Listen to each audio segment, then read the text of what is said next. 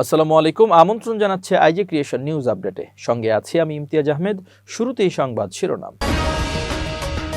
জামাত আমিরকে কেন বৈঠকের তথ্য গোপন করতে বলল ভারত? ছাত্রদল ছাত্র শিবিরকে কাঁধে কাঁধ মিলিয়ে কাজ করার পরামর্শ তারেক রহমানের। খালেদা জিয়ার 3টি আসনে বিএনপির প্রার্থী হচ্ছেন যারা। তুরস্ককে F-35 যুদ্ধবিমান দিতে যাচ্ছে ট্রাম্প। পারমাণবিক শক্তি সংস্থাকে কড়া চিঠি দিল ইরান। এবার বিস্তারিত।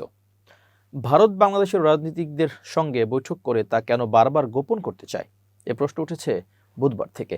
বাংলাদেশ জামাত ইসলামের আমির ডাক্তার শফিকুর রহমান এই বছরের শুরুতে ভারতের একজন কূটনীতিকের সঙ্গে বৈঠক করেছিলেন। বার্তা সংস্থা রয়টার্সের প্রতিবেদনে বলা হয়েছে, বুধবার নিজের বাসভবনে দেওয়া এক সাক্ষাৎকারে জামাতের আমির এই বৈঠকের বিষয়টি নিশ্চিত করেছেন। বৈঠকটি তার বাইপাস সার্জারির পর অনুষ্ঠিত হয়েছিল। জামাতের আমির রয়টার্সকে বলেন, অন্যান্য দেশের কূটনীতিকরা যেমন প্রকাশ্যে তার সঙ্গে সৌজন্য সাক্ষাৎ করেন, ভারতীয় কূটনীতিক তা করেননি। ওই ভারতীয় কর্মকর্তা বৈঠকটি গোপন রাখতে বলেছিলেন। শফিকুর রহমান বলেন, কেন? অনেক কূটনীতিক আমার কাছে এসেছিলেন এবং তা প্রকাশ করা হয়েছিল। সমস্যা কোথায়? তিনি আরও বলেন, আমাদের সবার কাছে এবং একে অপরের কাছে উন্মুক্ত হতে হবে। আমাদের সম্পর্ক উন্নয়ন ছাড়া অন্য কোনো বিকল্প নেই। জামাত আমিরের এই বক্তব্যের বিষয়ে জানতে চেয়ে ভারতের পররাষ্ট্র মন্ত্রণালয় থেকে তাৎক্ষণিক কোনো সাড়া পাওয়া যায়নি। তবে ভারতের সরকারের একটি সূত্র বিভিন্ন রাজনৈতিক দলের সঙ্গে যোগাযোগ হওয়ার বিষয়টি নিশ্চিত করেছেন বলে প্রতিবেদনে উল্লেখ করা হয়েছে। রয়টার্স জিজ্ঞেস করেছিল জামাতের পাকিস্তানের সঙ্গে ঐতিহাসিক ঘনিষ্ঠতা নিয়ে। শফিকুর রহমান জবাবে বলেন, আমরা সবার সঙ্গে একটি ভারসাম্যপূর্ণ উপায়ে সম্পর্ক বজায় রাখি। আমরা কখনো কোনো একটি দেশের দিকে ঝুঁকে পড়ার বিষয়ে আগ্রহী নই। জামাতের আমির আরও জানান, ঢাকা থেকে পালিয়ে যাওয়ার পর শেখ হাসিনার ভারতের ধারাবাহিক অবস্থান একটি উদ্বেগের বিষয়, যেখানে তার পতনের পর থেকে দুই দেশের মধ্যকার সম্পর্ক কয়েক দশকের মধ্যে সর্বনিম্ন পর্যায়ে পৌঁছেছে। রয়টার্সের প্রতিবেদনে বলা হয়েছে, দক্ষিণ এশিয়ার সবচেয়ে বড় শক্তি হিন্দু সংখ্যাগরিষ্ঠ ভারত হাসিনার সঙ্গে ঘনিষ্ঠ সম্পর্ক বজায় রেখেছে।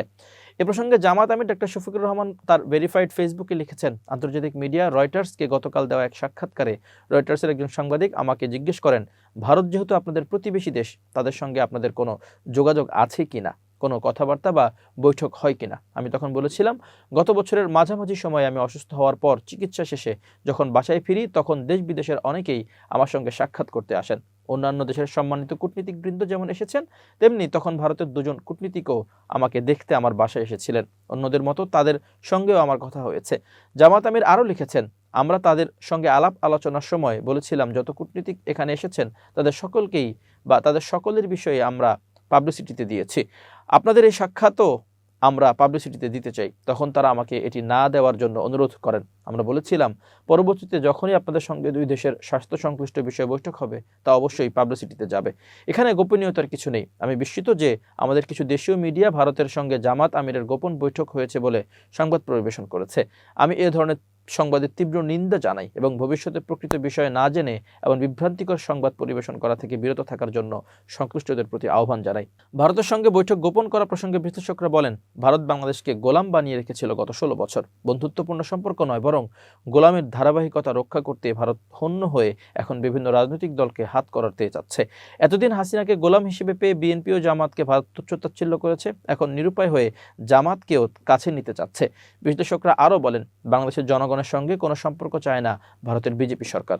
সে কারণে জামাতের সঙ্গে বৈঠক করে তা গোপন রাখার অনুরোধ করেছিল দেশটি। জামাতকে তারা রাষ্ট্রীয় শত্রু মনে করলেও এখন নিজেদের স্বার্থে সম্পর্ক করতে চাইছে, কিন্তু বাংলাদেশের জনগণ ভারতীয় আগ্রাসন কখনোই বরদাস্ত করবে না। জুলাই বিপ্লবের চেতনা রক্ষা সহ বিভিন্ন বিষয়ে বিএনপির ভারপ্রাপ্ত চেয়ারম্যান তারেক রহমানের সঙ্গে বৈঠক করেছেন ঢাকা বিশ্ববিদ্যালয় কেন্দ্রীয় ছাত্র সংসদের প্রতিনিধিরা। বৃহস্পতিবার 1 জানুয়ারি বিকেলে রাজধানীর গুলশানে বিএনপির চেয়ারপারসনের রাজনৈতিক কার্যালয়ে এ বৈঠক অনুষ্ঠিত হয়। বৈঠকের শুরুতে প্রতিনিধি দলটি সদ্য প্রয়াত সাবেক প্রধানমন্ত্রী বেগম খালেদা জিয়ার শোক বইয়ে স্বাক্ষর করেন। বৈঠক শেষে সাদিক কায়েম বলেন, তারেক রহমান আমাদের এবং দেশের ছাত্র সমাজের প্রতি অত্যন্ত গুরুত্বপূর্ণ কিছু পরামর্শ দিয়েছেন। জুলাই বিপ্লব পরবর্তী সময়ে ফ্যাসিবাদ বিরোধী সব শক্তিকে ঐক্যবদ্ধ থাকার উপর তারেক রহমান বিশেষভাবে গুরুত্ব আরোপ করেছেন। তারেক রহমানের উদ্ধৃতি দিয়ে তিনি বলেন, রাজনীতিতে নিজেদের মধ্যে ভিন্নতা বা বিভাজন থাকাটা গণতান্ত্রিক সৌন্দর্য, কিন্তু বাংলাদেশ এবং জুলাই বিপ্লবের প্রশ্নে আমাদের সবাইকে এক থাকতে হবে। এছাড়া বিএনপি জামাত সহ সব ফ্যাসিবাদ বিরোধী দল এবং ছাত্রদল, ছাত্র শিবির সহ সব ছাত্র সংগঠনকে কাঁধে কাঁধ মিলিয়ে কাজ করার পরামর্শ দিয়েছেন তারেক রহমান। সাদিক কায়েম আরও বলেন, বিপ্লবের এই ঐতিহাসিক সুযোগকে কাজে লাগিয়ে আমাদের ইনসাফ ভিত্তিক বাংলাদেশ গড়তে হবে। অথচ বিপ্লব পরবর্তী সময়ে আমাদের মধ্যে যে বিভাজন তৈরি হয়েছে, সেই সুযোগ নিয়ে দিল্লির তাবেদার ও পতিত ফ্যাসিস্টরা নতুন করে ষড়যন্ত্র করছে। ডাকসু ভিপি বলেন, শহীদ জিয়া ও বেগম খালেদা জিয়ার আদর্শ অনুযায়ী দেশের মাটি ও মানুষকে ভালোবেসে বাংলাদেশপন্থী রাজনীতি এবং ভারতীয় আধিপত্যবাদের বিরুদ্ধে প্রতিরোধ জারি রাখা হবে আগামীর মূল লক্ষ্য। বিগত 16 বছরের তরুণ প্রজন্মের ভোট দিতে না পারার বিষয়টি উল্লেখ করে তিনি বলেন, একটি অবাধ, সুষ্ঠু ও গ্রহণযোগ্য নির্বাচনের জন্য ছাত্র সমাজকে ঐক্যবদ্ধ ভূমিকা পালন করতে হবে। একই সঙ্গে গত 16 বছরে ধ্বংস করে দেওয়া রাষ্ট্রীয় প্রতিষ্ঠানগুলোকে পুনর্গঠন এবং জুলাই সনদ বাস্তবায়নের লক্ষ্যে গণভোটের মতো গুরুত্বপূর্ণ পদক্ষেপে তরুণদের সক্রিয় হওয়ার আহ্বান জানান তিনি। বৈঠকে আধিপত্যবাদ বিরোধী লড়াইয়ে প্রাণ দেওয়া শহীদ ওসমান হাদির খুনিদের বিচার নিয়ে আলোচনা হয়। সাদিক কায়েম অভিযোগ করেন, ওসমান হাদির হত্যাকাণ্ডের পরিকল্পনাকারী ও নির্দেশদাতারা এখনো গ্রেপ্তার হয়নি এবং অনেক অন্তর্বর্তী সরকারের ভেতরেও ঘাপটি মেরে বসে আছে। তিনি তাদের দ্রুত বিচারের আওতায় আনার দাবি জানান। সবশেষে রাজনৈতিক আদর্শের ভিন্নতা থাকলেও জুলাই বিপ্লবের স্বপ্ন বাস্তবায়নে এবং ফ্যাসিস্টদের বিচার নিশ্চিতে বাংলাদেশের ছাত্র সমাজ রাজপথে তাদের ঐক্যবদ্ধ লড়াই জারি রাখবে বলেও অঙ্গীকার করেন সাদিক কায়েম। বিএনপির স্থায়ী কমিটির সদস্য সালাউদ্দিন আহমেদ জানিয়েছেন, প্রয়াত বিএনপি চেয়ারপারসন বেগম খালেদা জিয়ার 3টি আসনে তার বিকল্প হিসেবে যারা মনোনয়নপত্র জমা দিয়েছেন তারাই দলের প্রার্থী হবেন। বৃহস্পতিবার 1 ডিসেম্বর রাজধানীর গুলশানে বিএনপির চেয়ারপারসনের রাজনৈতিক কার্যালয়ে গণমাধ্যমের সাথে আলাপকালে তিনি কথা বলেন। তিনি বলেন, খালেদা জিয়ার আসনে বিকল্প প্রার্থী থাকায় নির্বাচনী কাজে কোনো প্রভাব পড়বে না। খালেদা জিয়ার মৃত্যুতে নির্বাচন স্থগিত বা পেছানোর কোনো সুযোগ নেই। বাছাই ও প্রতীক বরাদ্দের পর এমন ঘটনা ঘটলে আইনি জটিলতার কারণে স্থগিত হবার প্রশ্ন আসত, কিন্তু এখন সে পরিস্থিতি নেই। বাছাইয়ের আগেই তিনি মারা গেছেন। খালেদা জিয়া প্রসঙ্গে তিনি বলেন, আমাদের নেত্রী আর নেই, কিন্তু তিনি মানুষের অন্তরে আছেন। গণতন্ত্রের মা হিসেবে তিনি খেতাব পেয়েছেন, প্রতিষ্ঠিত হয়েছেন। জানাজায় যারা ঢাকায় আসতে পারেননি তারাও গায়েবানা জানাজায় শরিক হয়েছেন। কত মানুষ তার জানাজায় শরিক হয়েছেন তার পরিসংখ্যান হয়তো ভবিষ্যতে আলাদাভাবে তুলে ধরা যাবে। কারণ শুধু বাংলাদেশের মানুষ নয়, সারা পৃথিবীর মানুষ জানে ও বিশ্বাস করে গণতন্ত্রের লড়াই সংগ্রাম করতে করতে একজন সাধারণ গৃহিণী কিভাবে সারা বিশ্বে গণতন্ত্রের রক্ষক হতে পারেন, গণতন্ত্রের জন্য দৃষ্টান্ত হয়ে উঠতে পারেন। সালাউদ্দিন বলেন, গণতন্ত্রের জন্য সংগ্রাম করতে গিয়ে ম্যাডাম নিজের জীবন, সন্তান, পরিবার সবকিছুই ত্যাগ করেছেন। বলতে গেলে এদেশের জন্য, এদেশের মানুষের জন্য, এদেশের মাটির জন্য তার যে টান, যে ভালোবাসা, যে দেশপ্রেম, তা কোনো তুলনা নেই। তিনি বলেন, আমরা তার সেই ত্যাগ, সেই অবদান, সেই দেশপ্রেমকে পাথেয় করেই সামনে শক্তিশালী গণতান্ত্রিক ও বৈষম্যহীন বাংলাদেশ বিনির্মাণের চেষ্টা করতেই হবে। এটাই জাতির দাবি। তিনি বলেন, আমরা সেভাবেই দেখি খালেদা জিয়া শুধু বিএনপি নেত্রী নন, তিনি শুধু বাংলাদেশের নেত্রী নন, তিনি সারা বিশ্বের গণতন্ত্রকামী মানুষের নেত্রী হিসেবে নিজেকে প্রতিষ্ঠিত করেছেন। তিনি সব দল মতের ঊর্ধ্বে নিজেকে তুলতে পেরেছেন এবং এদেশের মানুষ, এদেশের সবাই তাকে সেই মর্যাদায় আসীন করেছেন। এবার আন্তর্জাতিক প্রসঙ্গ। তুরস্কের কাছে F-35 যুদ্ধবিমান বিক্রির বিষয়টি খুব গুরুত্ব সহকারে বিবেচনা করছে মার্কিন প্রেসিডেন্ট ডোনাল্ড ট্রাম্প। ফ্লোরিডায় ট্রাম্প তার বাসভবনে ইসরায়েলের প্রধানমন্ত্রী বেনিয়ামিন নেতানিয়াহুর সাথে বিস্তৃত আলোচনার পর তিনি এমনটি জানিয়েছেন। তুরস্ক ভিত্তিক সংবাদ মাধ্যম হুরিয়েত ডেইলি নিউজ এক প্রতিবেদনে এ তথ্য জানিয়েছে। ট্রাম্পের দ্বিতীয় মেয়াদ শুরু হওয়ার পর থেকে নেতানিয়াহুর এটি 5ম যুক্তরাষ্ট্র সফর।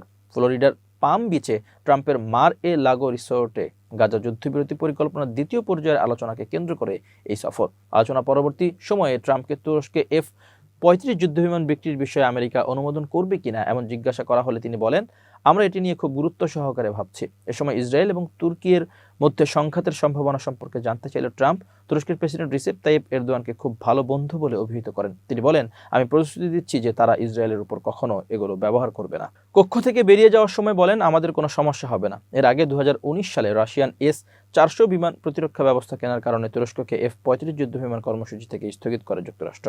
ওই সময় countering America's adversaries through sanctions act CAATSA এর অধীনে বেশ কয়েকটি তুর্কি প্রতিরক্ষা সংস্থাকে নিষেধাজ্ঞা দেওয়া হয়েছিল। চুক্তির অধীনে একটি বহুজাতিক বাহিনীর অংশ হিসেবে গাজা উপত্যকায় তুরস্কের সম্ভাব্য উপস্থিতি সম্পর্কে ট্রাম্প বলেন, তিনি নেতানিয়াহুর সাথে বিষয়টি নিয়ে আলোচনা করবেন।